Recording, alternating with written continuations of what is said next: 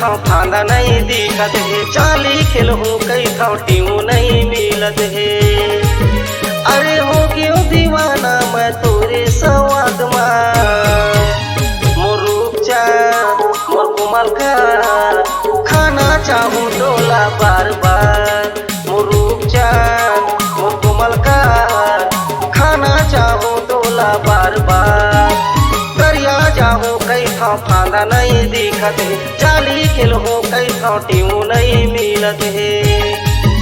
अरे हो क्यों दीवाना मैं तोरे सवाद मोर रूप चाँद मोर कोमल का खाना चाहूँ डोला बार बार। मोर रूप चाँद मोर कोमल का खाना चाहूँ डोला बार बार।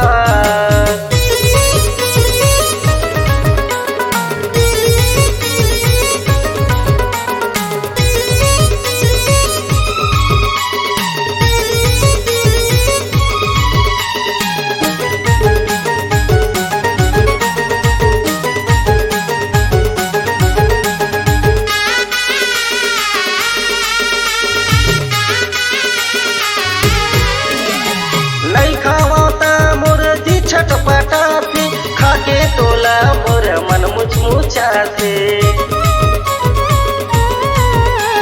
नहीं खावता मोर जी छटपटाते खाके तोला मोर मन मुचमुचाते। खाके तोला मोर मन मुचमुचाते। अरे हो क्यों दीवाना मैं तोरे सवाद मोर रूप चाँद मोर कोमल का खाना चाहूँ डोला बार बार। मोर रूप चाँद मोर कोमल का खाना चाहूँ डोला बार बार।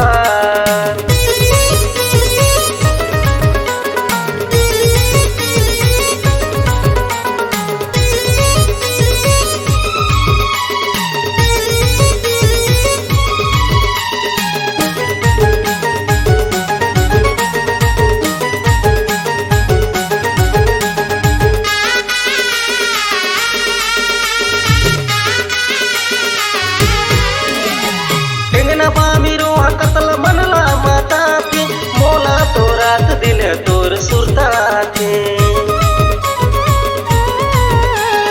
टेंगना बामीरो कतल मनला माता के मोला तो रात दिन तोर सुरता थे।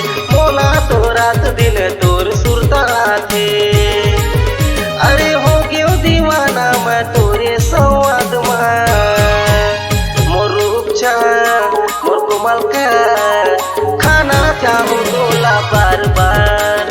मोर रूप चाँद मोर कोमल का खाना चाहूँ डोला बार बार। दरिया जाहूँ कई थाव फांदा नहीं दिखत है, चाली खेलहूँ कई थाव टीमू नहीं मिलत है। अरे हो क्यों दीवाना मैं तोरे सवाद मोर रूप चाँद मोर कोमल का खाना चाहूँ डोला बार बार।